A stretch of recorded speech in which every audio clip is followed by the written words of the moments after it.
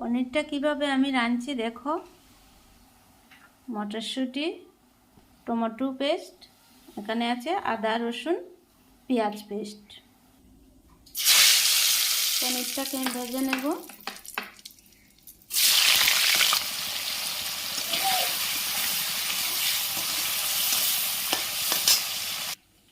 ওই তেলেই ফোড়ন দিয়ে দিলাম একটা শুকনো লঙ্কা, আস্ত জিরে। এখন আদা রসুন পেঁয়াজ পেস্টটা দিয়ে দিলাম, একটু ভেজে নিই ভালো করে।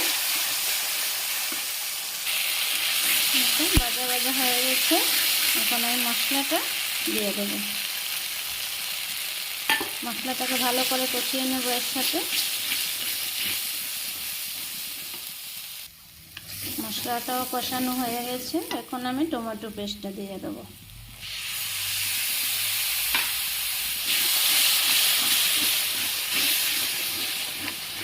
ভালো করে কষিয়ে নেব, টমেটোর কাঁচা গন্ধটা চলে যাবে।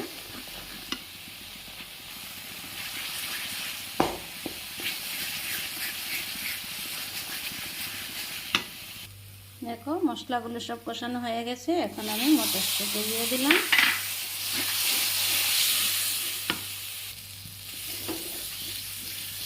হয়ে গেছে, এখন জল দিয়ে দেব।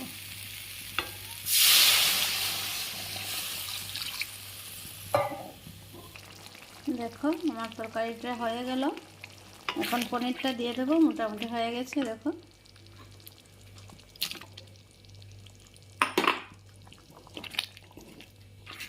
এখন নামিয়ে নেব। অল্প মেথি পাতা দিয়ে দিচ্ছি।